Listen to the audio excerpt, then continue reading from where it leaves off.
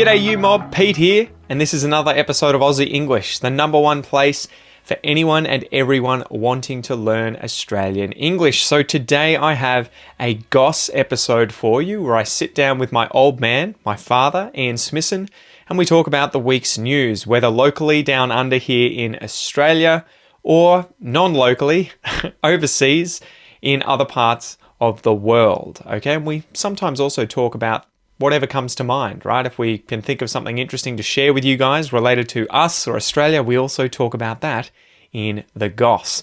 So these episodes are specifically designed to try and give you content about many different topics where we're obviously speaking in English and there are multiple people having a natural and spontaneous conversation in English. So it is particularly good to improve your listening skills.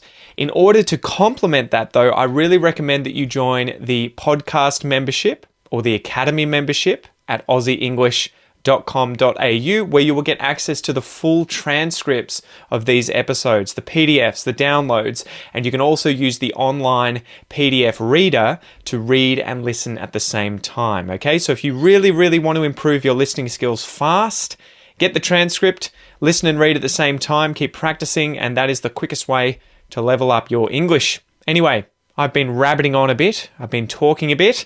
Let's just get into this episode, guys. Smack the bird, and let's get into it.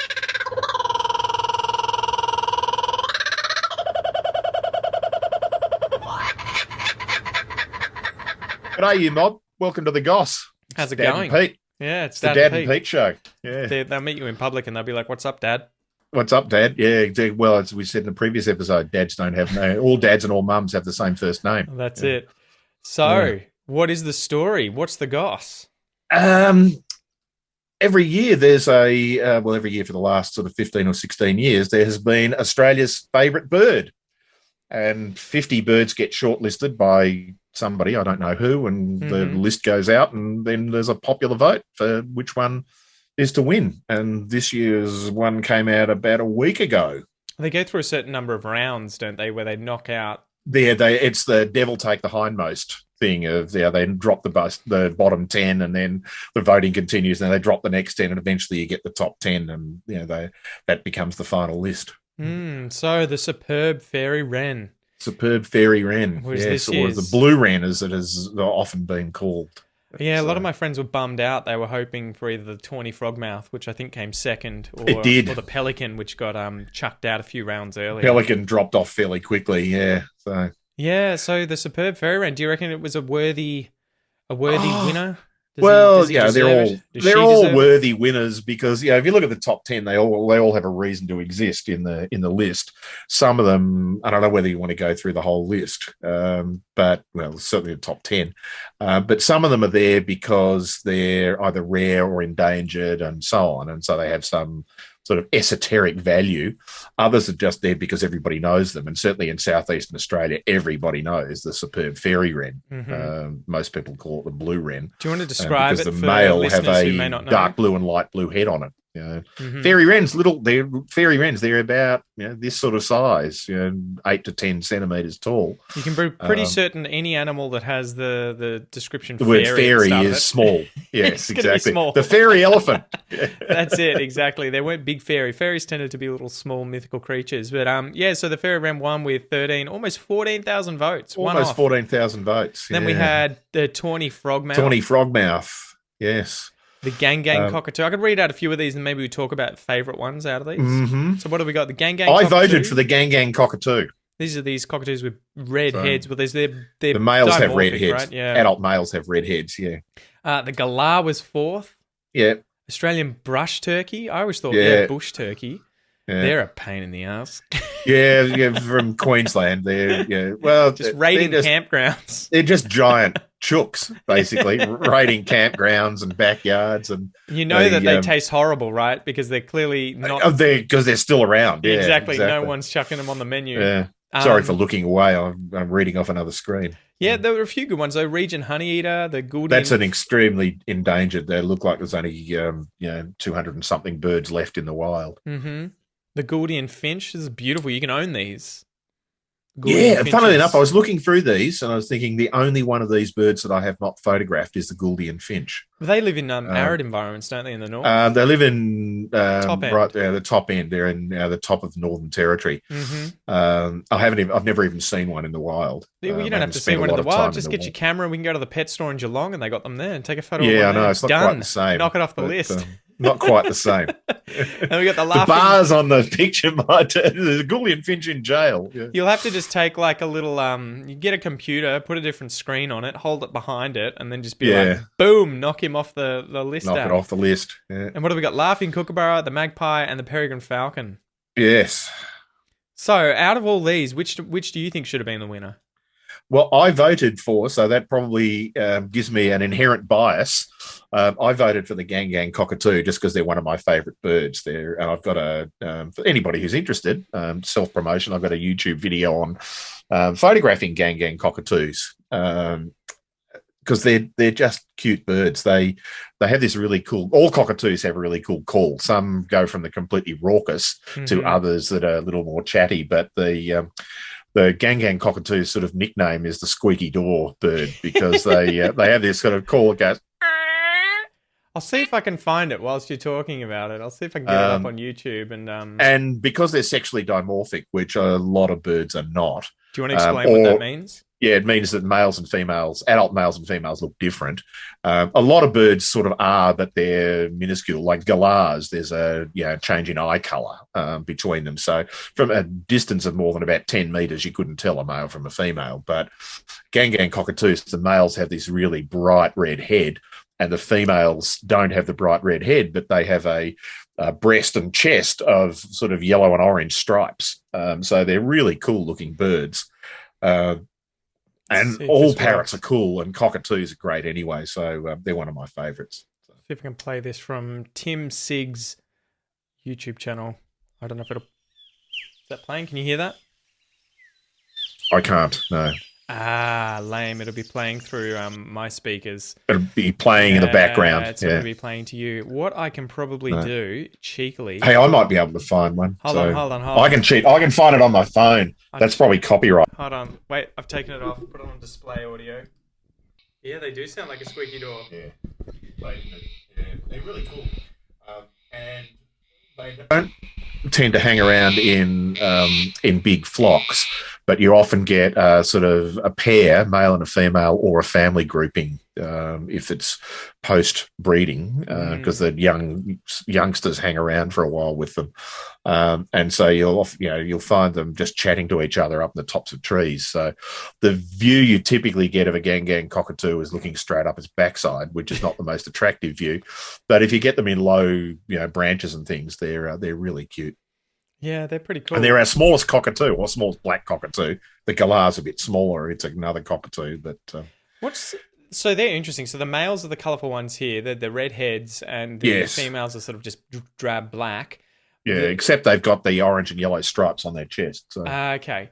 But it's the eclectus parrot, right, from northeastern Australia that's the inverted. So that's the inverted one. Yeah, the male is the green and the female is bright red and blue. Yeah, I need to know more about... I need to look into the biology of these guys, but I do remember that being one of these examples where generally the males are in animal species tend to be more colourful or exuberant, like the peacock is the classic example, right? So that it shows off all of its colours to the females, and it tends to be that quite often in the case of the peacock, having all these beautiful feathers is a massive burden to the animal. So you know that any animal that has really good colours and really nice feathers has obviously done well at surviving and getting enough resources that it's going to be a good father.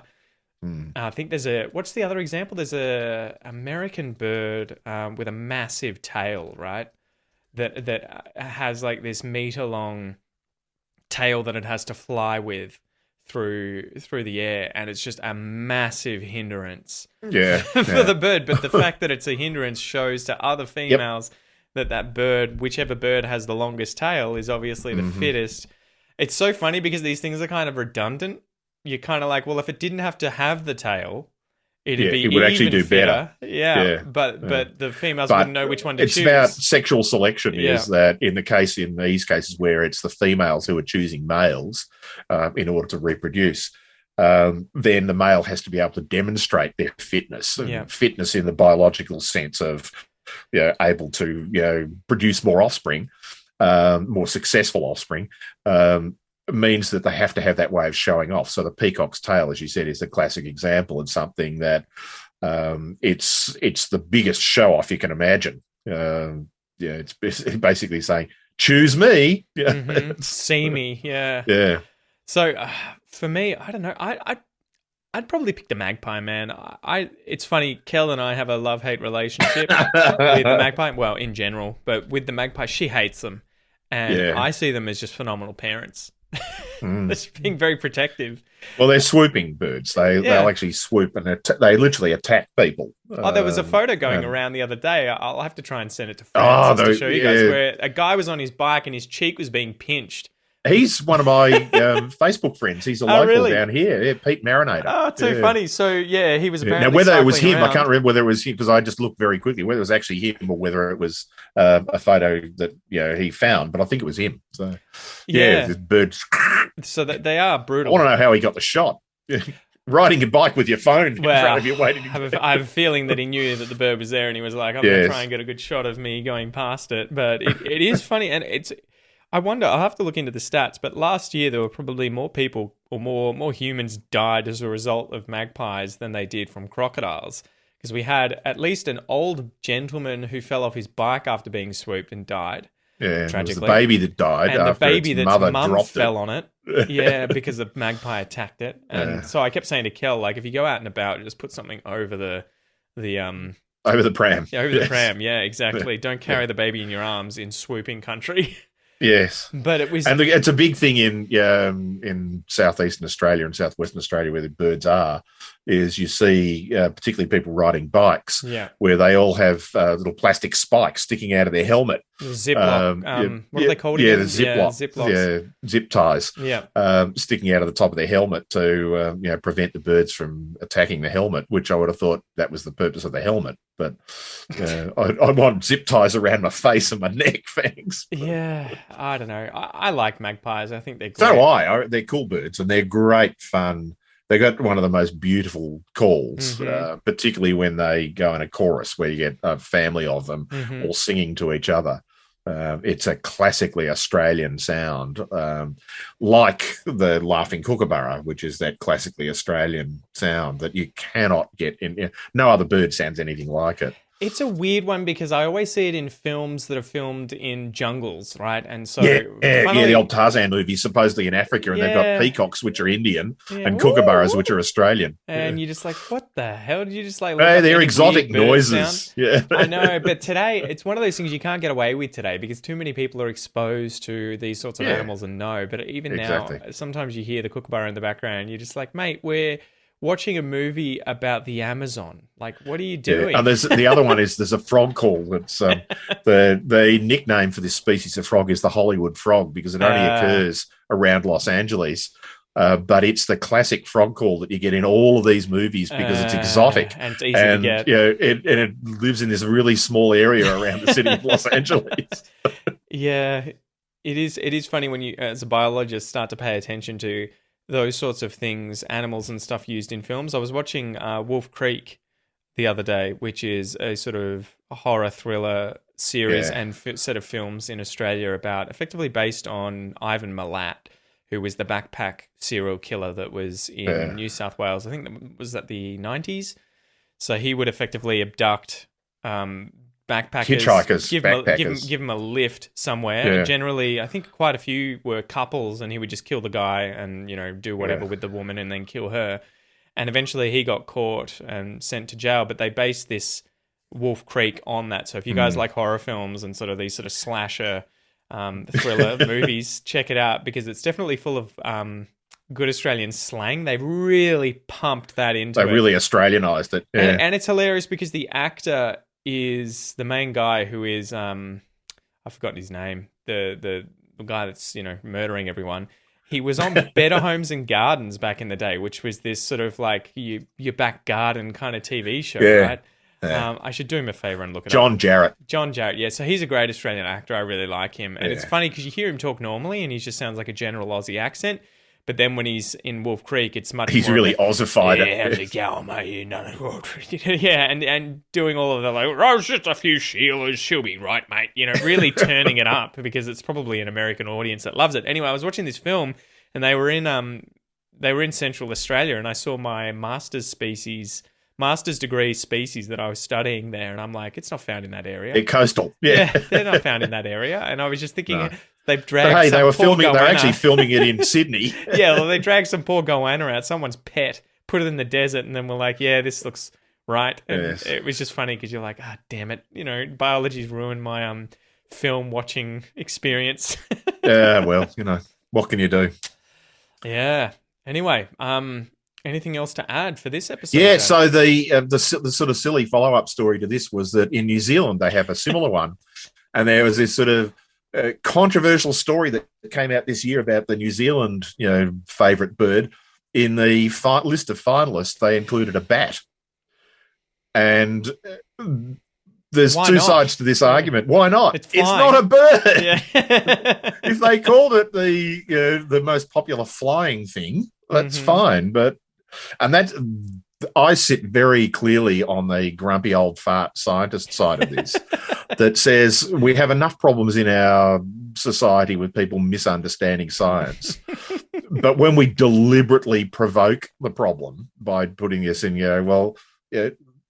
sure, change the competition. Don't call it a bird favourite bird. And this is one of those broader things. I'm sort of on that too, but this is like the whole trans issue, right? I mean, this is sort of murky water to get into, but the politically correct culture today is just really requiring society to consider trans women, so people who were born male that became women, they need to be considered exactly the same as biological women. And it's that same sort of argument for me, at least, where I'm like, look, I have no problem with them doing or being whoever they are, but don't get me to put them into a category where it's like these two things are not the same. They're different. Exactly. So it's the same thing here. I'm sort of the same, where it's like, if it's a bird competition and you put a lizard in there, it's like it's no longer a bird competition. Exactly. You either change the name and the rules, or you do not have the lizard in that competition. So. I know. Yeah, it's the same thing. You sit there and go, which idiot decided this was a good thing to do? And interestingly, the story that I read about it didn't actually say who decided that they were going to put it in there, but I suspect that person has ducked for cover. And if you'll excuse the bird pun there, but well, and it's one of those things where you kind of like, we got bigger problems surely than to be arguing over whether or not a bat is in the bird competition. We do, so don't create the problem. Yeah. Man, and so anyway, it turned out that this bat, was it the long-eared bat? Long-tailed bat. Long-tailed, but sorry. Peka Long-tailed bat. Peka Toaroa. Yeah, the Maori name for it. Maori name. So this is the only native mammal to New Zealand, right? It's not the only one. Bats are the only native mammals. Ironically, in the story, they said the only native land mammals, because they have seals and sea lions. They don't have seals in New Zealand, neither do we in Australia, but we have sea lions or eared seals. And you look at it and go, this isn't a land animal. It hangs around in trees and it flies. It never actually, if it hits the ground, it's dead. I guess it depends. It depends on how, terrestrial. But it is weird that if you say it's a terrestrial animal, a bat's a terrestrial animal, or a bird is, but a seal that comes up. But a seal up isn't. A seal spends 99% of its life lying on the beach. On land. Exactly. But a penguin would be, right? Yeah. Yeah. And I didn't realize, are they Adelie penguins that were in the photo there?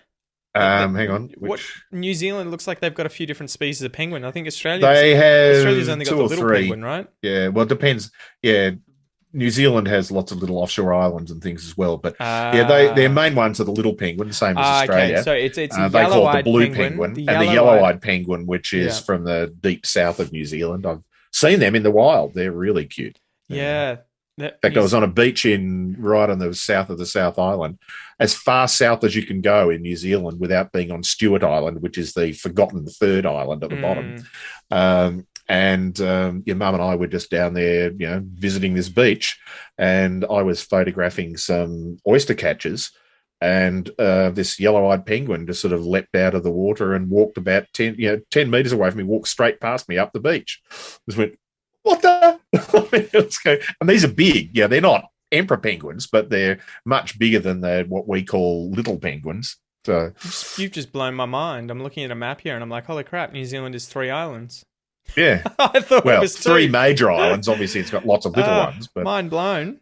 There you go. Stewart Island down the bottom is like exactly. This. It's like so we have the North Island, the South Island, and the far South Island. Yeah, far out. So yeah, New Zealand was this really interesting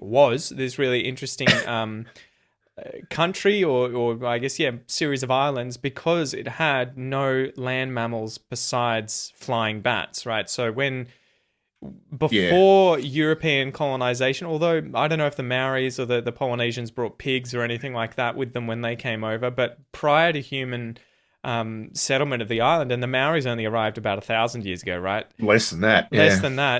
There were no mammals there. So it is a really interesting sort of place in terms of wildlife, and I think they have a lot of issues biologically or ecologically with invasive species like the brush-tailed possum is a big problem there, and I think they also have not ferrets. What are the smaller ones than ferrets? Minks? No, even smaller minks. Stoats. Yeah. Stoats are a big problem there too because the native wildlife that lives there is very naive to predators, having not evolved in the presence of all these other species, and so these beautiful species like the kiwi and the kookaburra, this huge parrot, right, which lives on the ground, I think, the kookaburra. Yes, yeah. They, and the kia as well, have no real defense against rats and these other species. And I think that was a big problem with I don't know if it was the kia or the kookaburra, but the rats were eating the eggs in their net, which tends to be a big issue on a lot of these islands. Lord Howe Island had the same problem with their birds being kiwis as well, predated which upon. obviously non-flying birds. It is one. Yeah, I need to look more into that. It's like, how the hell did that thing end up there? Yeah, because is it a ratite? Which is the family that ostriches. Well, again, depends on which classification you read. I think some people say it is, some people say it's different enough that it should be classified by itself. But they also had moas, which are like giant emus. These monster birds that were 3 meters tall, 3.5 meters tall. Well, and they should still be there, but for the fact that they were hunted to extinction by the Maori, I think, right? Yeah, exactly. You get these giant walking burgers. That's it. Hey, food source. They don't fly and they're not aggressive. Well, and if you want to see something really cool, look up mummified moa, M-O-A claw, and they found the claw of one of these giant moas with skin and everything on it, and it looks like a velociraptor foot with these huge claws. They are. Birds are living dinosaurs, so... Yeah, and they had an eagle there, right, too. The world's largest eagle, I think, prior to... And they would have been predating upon, I think, the moa. They were killing the moa, and that was why they went extinct after the moa went. If you eat baby moas and there are no moas, then you're in trouble. Yeah. So it is nuts. I would love to go there just to see some of the wildlife. New Zealand's a spectacular place. I'd love it. I think I've used this story before that, I've got so many American friends and relatives, and with all due respect to all my friends and American friends and relatives, Americans have this sort of, in some cases, admirable parochialism that I joke about with them and say, look, you guys were all born with a tattoo on your head that said I was born in the greatest country in the world, and trust me, you weren't. Go to New Zealand. Yeah. And I'm allowed to say that because I'm not a New Zealander, so I'm not being parochial about it. It is the most amazing place. Yeah, well, I'll have to do it. I've only been to the... So after you come to Australia, have a little holiday in New Zealand. Yeah, I've only been to the airport. I think it was Auckland, right? On the way to France or something. No, it was on the way to the US. Yeah. We went. Yeah, right. Anyway, that's probably enough for this episode. Yeah, even I'm not boring you, am I? No. No. Just long nights with my daughter at the moment. Yeah. Not as long as my wife's nights. Anyway. Yes. Thanks for joining us, guys, and we'll see you in the next one. See you guys. Alrighty, you mob, thank you so much for listening to or watching this episode of The Goss. If you would like to watch the video, if you're currently listening to it and not watching it, you can do so on the Aussie English channel on YouTube. You'll be able to subscribe to that. Just search Aussie English on YouTube.